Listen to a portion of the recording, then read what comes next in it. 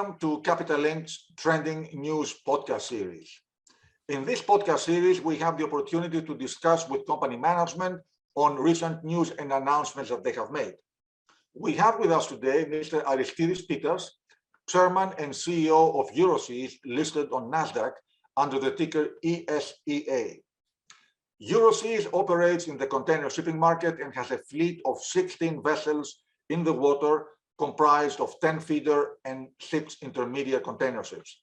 I am Nicholas Bornozis, President of Capital Link, and Capital Link is the investor relations advisor to Euroseas. As per our disclaimer, our podcasts are provided purely for informational purposes and do not constitute investment advice. So Aristides, welcome to our podcast.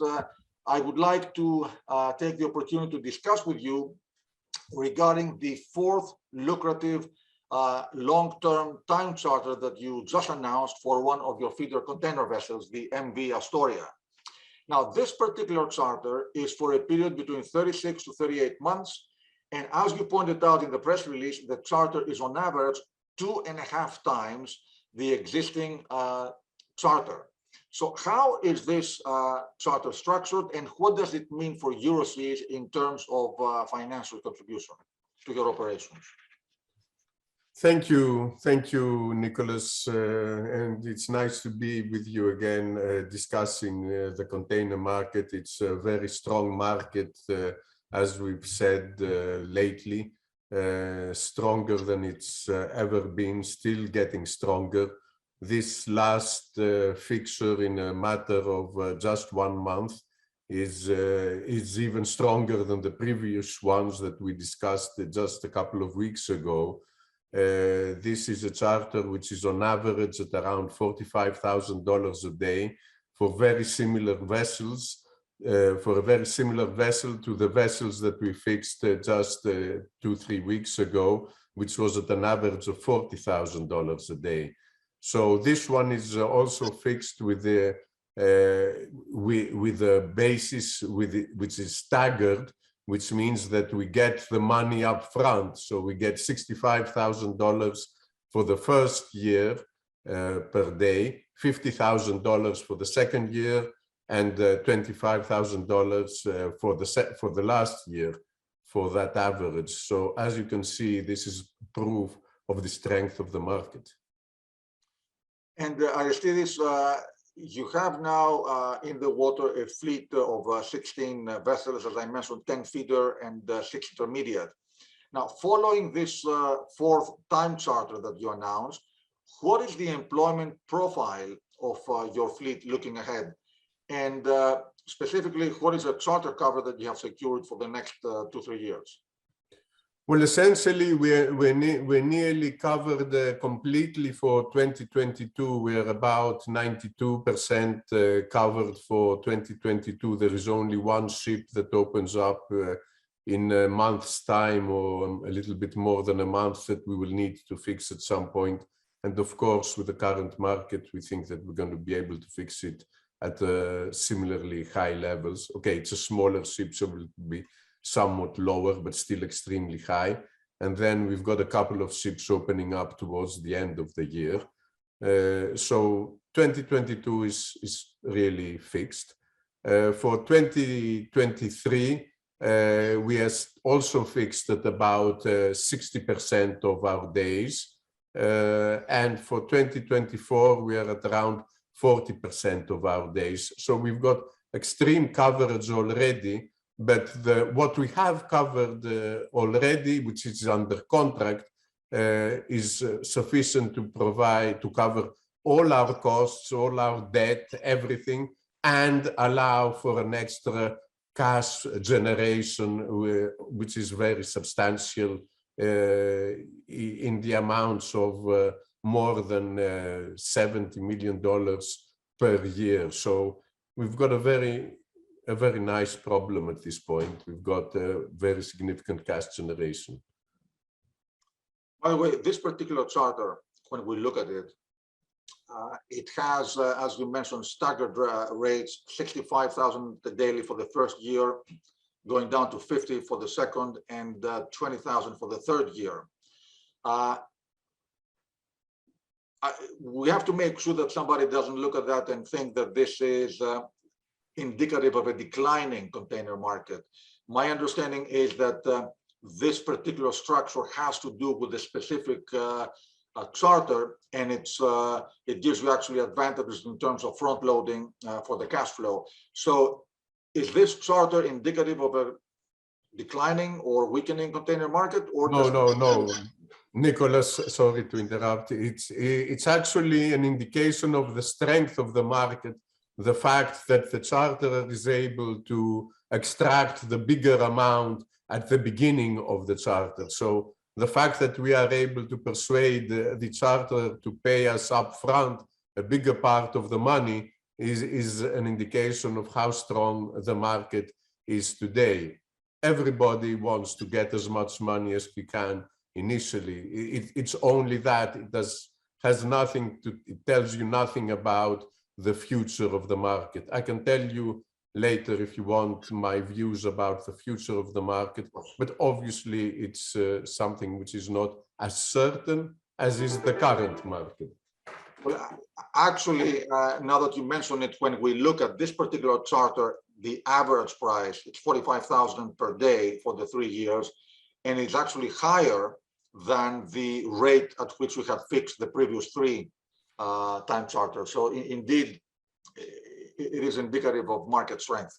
Now, since we talked about the market, what is your outlook for the container market, and especially the feeder container market where you operate? Yes, well, it's always difficult to predict the future. To talk about today was the easy part. And if we talked about today just 3 months ago, people were saying that this can't go on and the market will soften, and it will soften and we will see it. It's not happening. And I don't predict that this will happen within the next 6 months. Congestion is really there. It will still be there for the next few months. We see charterers fixing ships for long duration, which means that they believe that the market will be strong for quite some time now. We see big names like Maersk, like MSC, like CMA, like ZIM, taking on ships that the charter period starts towards the end of the year. So even towards the end of the year, you see people thinking that the market will be strong and taking ships on charter. So there is this perception amongst the industry that at least till the end of this year, we'll have a very strong market. Now, what will happen afterwards is very difficult to say, but the main fundamentals, which are what will happen on the demand side, seem that they will be getting better. I mean, if the pandemic eases, as we all think it will, we should have a return to growth. Of course, if we have very high inflation and this pushes growth down, we might see some softening. It's extremely difficult to say. The other thing that we know, though, fundamentally, is that all this pressure to decarbonize and all these environmental issues will necessarily lead to slower steaming, which slower steaming will be a benefit to shipping. It will increase demand artificially or reduce supply, say it as you want. So I think the fundamentals are very good for our industry. There's been a lot of new orders being placed for big ships, not so many for smaller ships in our size. There haven't been so many new orders placed. So I am cautiously optimistic about the longer term as well. I don't want to say too much because it's difficult to say too much about the future, but short-term future looks very good. Aristides, last week you joined the Capital Link company presentation series, and you made a fairly detailed presentation on the company's operations, strategy, and the container sector outlook. Following your latest press release, with the fourth fixture. As you mentioned, your forward charter cover is 92% for 2022, 60% for 23, and 45% for 2024. So you've locked in, as you mentioned, significant cash flow. Can you repeat a little bit, put it into context, your cash accumulation and the low leverage that you have, and what this means in terms of giving you financial flexibility for further growth? For sure. Our current position is of the balance sheet is extremely strong. Our leverage is extremely low. It will be about $120 million, which compared to our asset value, which is around more than 650 million, means less than 20%. You realize how low the leverage is on the asset value. It's even lower than the scrap value of our ships. So leverage is non-existent. There is no high cost other kind of instrument preferred or whatever. So it's only common and debt is very little. So it's a very strong balance sheet. No worries there. And cash accumulation is terrific, as we said. We expect at the end of 2024, absent any investments or dividends or whatever, to have an extremely strong accumulation of cash. You know, we can be around $300 million of cash at the end of 2024, which is a very significant amount of cash. It can correspond, you know, to maybe around maybe even $50 per share in cash within the company. So we're trading at $30 per share. So imagine where we can be, and that's without taking into account the asset values and everything else. No. So we are in a very strong position. We will accumulate a lot of cash, and what we need to do is to decide what to do with this cash. And our priority is to invest and grow the company if we can find accretive investments, because if we cannot, we will not invest to invest. We will return some of the cash to our shareholders. But if we can find investments like the investments we did in 2021, the couple of ships that we bought in 2021, where we bought ships and were able to charter them simultaneously at very high charters, which will repay the total investment within 3 to 4 years, that's fine. Even the new builds that we ordered last year, if we were to take delivery of them today, we're taking delivery of them beginning of next year. But if we were to charter them at today's levels, we would repay the whole new build within 3 years. Imagine, I mean, this seems as if it's going to be a terrific project.